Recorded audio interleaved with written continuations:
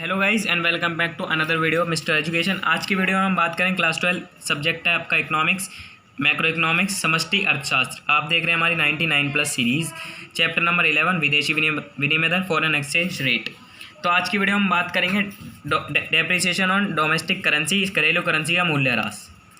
तो आज की वीडियो शुरू करने से पहले मैं आपको बता देना चाहता हूँ, जिसने हमारी पिछली वीडियो नहीं देखी वो पिछली वीडियो देखे, बहुत इंपॉर्टेंट वीडियो है इसके हिसाब से, इस कॉन्सेप्ट के हिसाब से।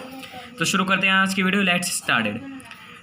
घरेलू करेंसी का अगर मूल्य ह्रास हुआ, दो कारण हो सकते हैं हमारे। अगर डेप्रिसिएशन हुआ हमारी डोमेस्टिक करेंसी का, दो कारण हो सकते हैं। पहले तो मैं समझाता हूँ घरेलू करेंसी का मूल्य ह्रास मतलब डेप्रिसिएशन डोमेस्टिक करेंसी होता क्या।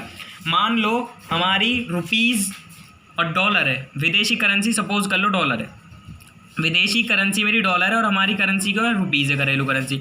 अब जो मेरी घरेलू करेंसी का जो सस्ती हो गई है डॉलर के मुकाबले, उसको कहूँगा मैं घरेलू करेंसी का मूल्य ह्रास हुआ। मतलब अब मेरा 70 रुपये में एक्सचेंज होता था, एक डॉलर 70 रुपये में मिलता था। अब वही डॉलर 75 रुपये में मिलने लगा। किसके कारण? मांग और पूर्ति के कारण, सप्लाई और डिमांड के कारण। तो इसको कहूँगा मैं घरेलू करेंसी का मूल्य ह्रास।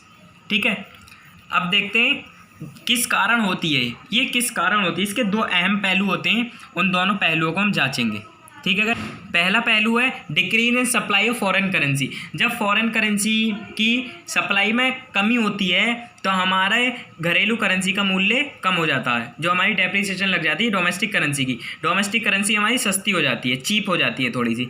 अब डायग्राम से समझाता हूँ मैं और फिर इसको और एक्सप्लेन करूँगा। मैंने एक्स एक्सिस पर सप्लाई फॉर फॉरेन करेंसी दिखाया, विदेशी विनिमय की पूर्ति दिखाई है विदेशी करेंसी की, और वाई एक्सिस पर एक्सचेंज रेट दिखाया। और ये मेरा DF मतलब demand for foreign exchange curve है, और ये मेरा SF supply for foreign exchange curve है।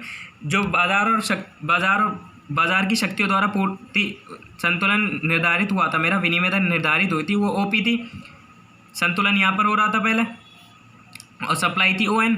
अब मेरा क्या हुआ, घरेलू जो मेरी सब करेंसी थी, फॉरेन करेंसी के लिए सप्लाई जो थी वो कम हो गई, फॉरेन करेंसी के लिए सप्लाई कम हो गई।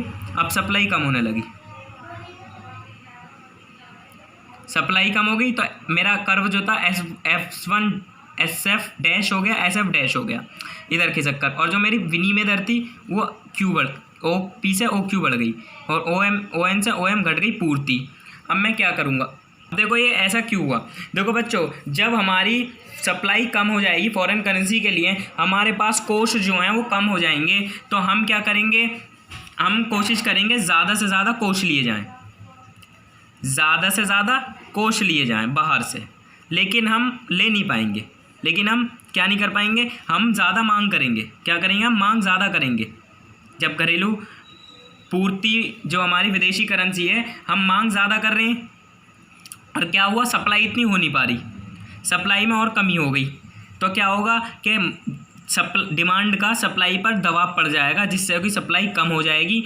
कम होने के बाद हमारा SF डैश कर्व हो जाएगा, और हमारी जो विनिमय दर है वो बढ़ जाएगी, जिसके कारण हमारी घरेलू करेंसी जो है वो सस्ती हो जाएगी। ठीक है बच्चों, अगले कॉन्सेप्ट पर आते हैं। अगला कॉन्सेप्ट है increase in demand of foreign currency. Foreign currency की डिमांड में अगर बढ़ जाए तो हमारी घरेलू करेंसी का मूल्य ह्रास होता है। जब हम ज़्यादा डिमांड करेंगे तो बच्चों क्या होगा, देखो मैं पहले डायग्राम समझाता हूँ आपको, फिर क्लियर हो जाएगा सारा। मैंने एक्स एक्सिस पर डिमांड फॉर फॉरेन एक्सचेंज और वाई एक्सिस पर एक्सचेंज रेट विनिमय दर, मेरा DF जो है वो demand for foreign exchange curve है, और SF जो है supply for foreign exchange curve है। और यहाँ पर मेरा जो विनिमय दर तय हुई है बाज़ार में डिमांड से पहले वो है OP, और सप्लाई जो हो रही है वो जो डिमांड हो रही है वो OM हो रही है।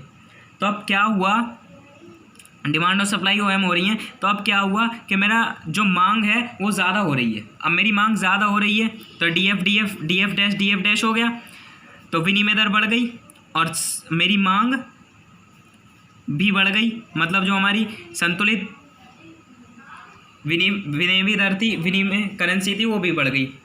तो अब मैं क्या होगा, जब मेरी ज़्यादा मांग होगी तो मांग का दबाव पड़ जाएगा सप्लाई पर, मांग का दबाव पड़ जाएगा सप्लाई पर, जिसके फलस्वरूप अगर हम आम भाषा में कहें तो जो हमारे विदेश हैं वो भाव खाने लगेंगे, और वो हमें प्रतिस्पर्धा होगी हमारे मार्केट के अंदर, जिससे मूल्य हमारा जो घरेलू करेंसी का वो कम हो जाएगा। तो आज की वीडियो में इतना ही काफ़ी। नेक्स्ट वीडियो में हम आगे टॉपिक को बढ़ाएंगे और टॉपिक का नाम होगा value added on domestic currency. ठीक है, थैंक यू वेरी मच।